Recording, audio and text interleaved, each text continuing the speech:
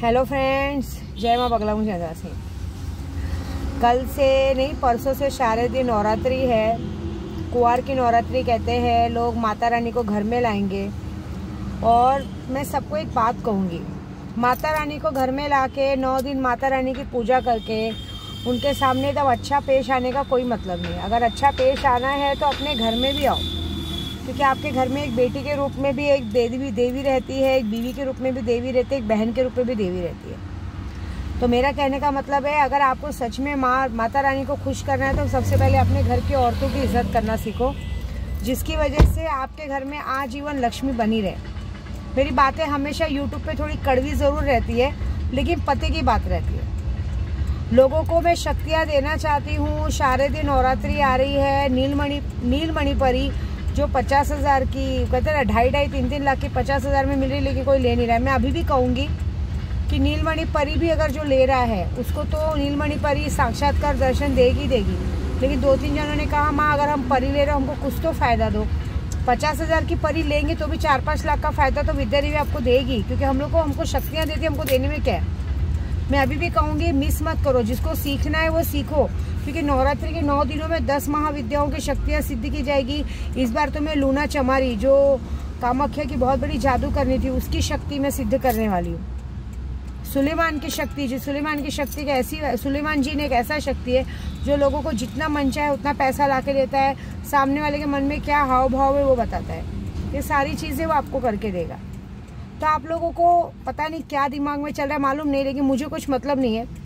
और सबसे बड़ी बात, कल अमावस्या है, मतलब आज रात से भी 10 बजे से अमावस्या शुरू हो जाएगी। आपके बहुत सारे ऐसे दुश्मन हैं जो आप पे जादू करनी, काला जादू सब करते हैं।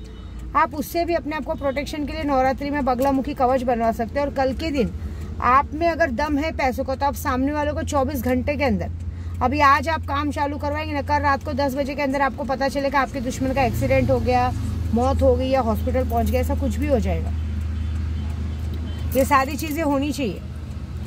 दूसरी बात, माँ की पूजा करते हो लेकिन घर की औरतों का किसी को भी गंदी नज़र से देखते हो, ऐसा नहीं। 9 दिन की पूजा में ब्रह्मचार्य मतलब सिर्फ अपनी बीवी से दूर रहना नहीं, दुनिया की हर औरत को माँ बहन की नज़र से देखना बहुत ज़रूरी है। तब जाके माँ आशीर्वाद देती है, क्योंकि एक तरफ तो आप माँ को पूछते हो और एक तरफ आप माँ के रूप को भूल जाते हो, क्योंकि माँ 10 महाविद्याओं में माँ चंडी का रूप है, माँ काली का रूप है। जब बच्चे के ऊपर बात आती है ना, तो हर माँ काली और चंडी का रूप लेती है। ये बात याद रखना।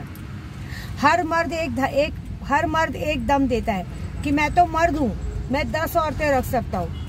ठीक है, अच्छी बात है, आप मर्द हो, आप 10 औरतें रख सकते हो, लेकिन एक औरत को तो पाल के बताओ, एक बेटी को तो पाल के बताओ, एक बेटी का दुख तो लेके बताओ, एक बहन को तो ठीक से संभालो। एक बहन अपने ससुराल से घर आती है तो तुम लोग को बोझ लगती, तुम उसको भेज देते हो। हाँ, एक अपनी माँ को तो संभालो। माँ जरा सा बुढ़ी हो जाती है तो जाके वृद्धाश्रम में फेंक के आते हो और दम लगाते हो कि मैं तो मर्द हूँ, मैं 10 औरत रख सकता हूँ। तो हम औरतें भी तो तुम 10 औरतें रख सकते हो, तो हम भी तो 5 आदमी रखने के हकदार तो बनते हैं ना। तो हम भी द्रौपदी बन जाती हैं। चलेगा क्या आपको? हम औरतों की मर्दों को गाली बड़ी पसंद है कि ये गाली देती, गुस्सा करती, क्योंकि ये मेरी है। लेकिन हम औरतों का बचपना लोगों को पसंद नहीं है, क्योंकि उनको डर लगता है कि अगर इनका बचपना किसी और के साथ शेयर हुआ तो सामने वाला पागल हो जाता है। मर्दों को ये घमंड है कि अरे मैं बहुत ज़्यादा अच्छा दिखता हूँ, मुझे लोग देखते तो उनकी गलती क्यों देखते, लेकिन ये भूल जाते हैं कि उनकी बीवियाँ उनसे 10 गुना ज़्यादा सुंदर रहती हैं। तो जब उनकी बीवियों को कोई देखेगा तो कैसा लगेगा? कभी किसी औरत का दर्द समझने की कोशिश की है?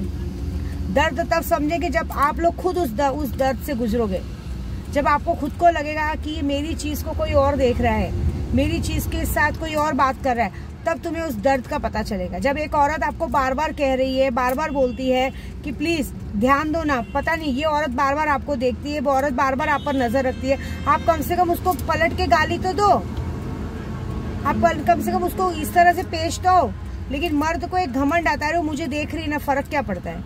कोई फ़र्क नहीं पड़ता। चलो अच्छी बात है, तुम्हारा घमंड तुम्हारे तक तब तक है जब तक तुम्हारे नल में पानी है। जब तुमको नपुंसक कर दिया जाएगा तो जो तुम्हें देख रहे हो वो क्या हाल होगा। लेकिन हम औरतों के नल में पानी नहीं रहता। हम औरतें खुद कामाख्या स्वरूपनी है। अगर हम सिर्फ एक आदमी को भी आवाज़ दें तो एक की जगह 10 आदमी खड़े हो जाएंगे। चलेगा क्या तुमको? ये बताओ, सारे मर्दों को सवाल है। तुम लोग हमको दम देते हो कि हम 10 औरतें रख सकते। एक माँ तो संभाली नहीं जाती, एक बहन तो संभाली नहीं जाती, एक बीवी जो घर में वो तो संभाली नहीं जाती, एक बीवी तो संभाली नहीं जाती। हाँ, उसको तो ढंग से रखा नहीं जाता, उसकी तो सारी ख्वाहिशें पूरी की नहीं जाती। कभी अपनी खुद की बीवी को एक गजरा लाके दिया है क्या? बस बाहर का किसी ने देख लिया तो बड़ी बात है। तो अगर हम द्रौपदी बन के अगर आपको बोले कि हम 5 पति रखते, 1 महीना आपके पास, 1 महीना उसके पास, 1 महीना उसके पास, चलेगा क्या? मैं ज्यादा दूर की बात नहीं करती हूँ। अगर मैं अपनी बात करूँ, मैं भी हूँ विद्या देवी, एक तरह से विद्या देवी एक औरत है। हमें नहीं बर्दाश्त होता कि हमारे पति को कोई देखे करे, लेकिन क्या करें, हमारे पति बोलने भी तो चाहिए ना। लेकिन उन्हें इस बात का घमंड आता है कि अरे क्या हो गया, हम नहीं बोल सकते।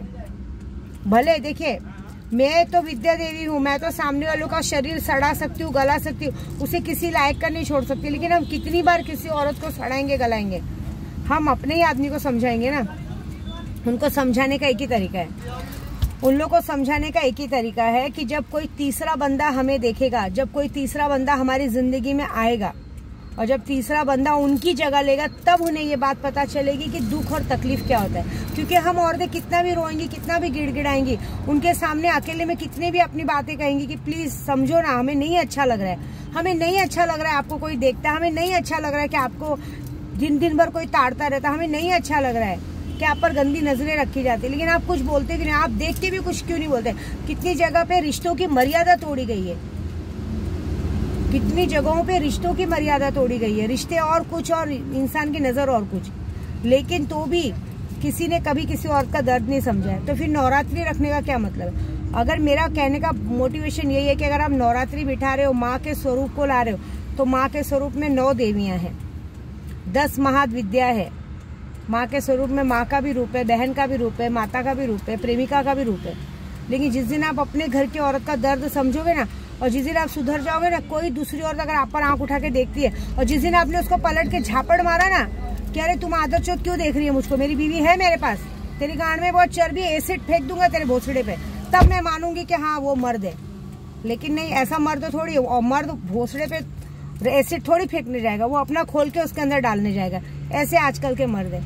तो ऐसे मर्दों को क्या करना चाहिए?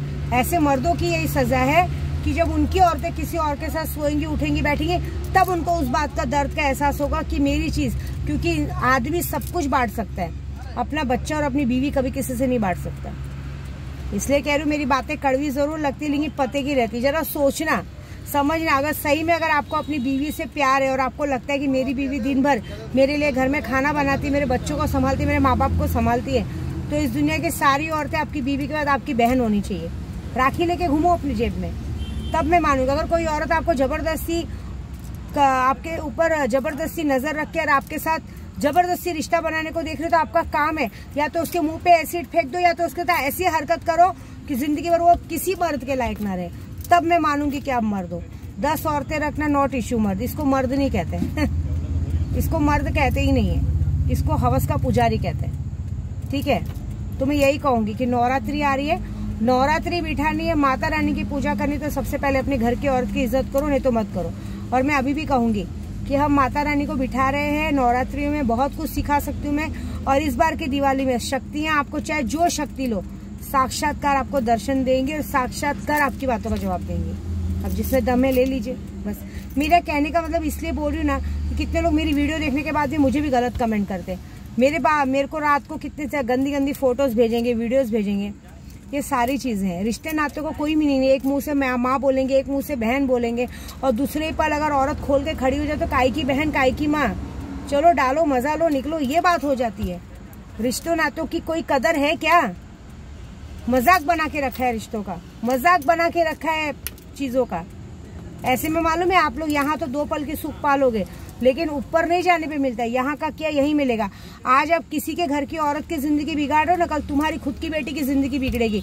जब तुम्हारी बेटी का दामाद किसी औरत के पास जाएगा और तुम्हारी बेटी को छोड़ देगा ना, तुम्हारी बेटी जब रोएगी ना, तब तुम लोगों को वो दिन याद आएगा कि हमने किसी की माँ बहन का जिंदगी बिगाड़ा था या हमने किसी के पति की जिंदगी बिगाड़ी थी, इसलिए आज हमारे साथ ये हो रहा है। ये नवरात्रि का महत्व बता रही हूँ मैं। नवरात्रि रखना बड़ी बात नहीं है, नवरात्रि को रखने का माँ का महत्व समझो, चीजों को समझो, तब जाके आप लोगों का पूजा और व्रत सफल होगा। नहीं तो कोई मतलब नहीं है। नहीं तो वो दिखावा करो, माता रानी की पूजा करो, 9 कन्या जिमाओ, ये करो, नॉट इशू, इसका कोई मतलब ही नहीं है, इसमें माँ खुश होती ही नहीं है, क्योंकि माँ को दुख होता है कि एक तरफ तो ये मुझे बैठ के मेरी पूजा कर रहा है और एक तरफ मेरी इज्जत को रौंद रहा है। कैसा आदमी है, धुतकार है, ऐसे आदमी तो थूकना बनता है, ऐसे आदमियों को तो मर जाना अच्छा है। बस जय माता दी, मेरी बात बुरी लगी हो तो।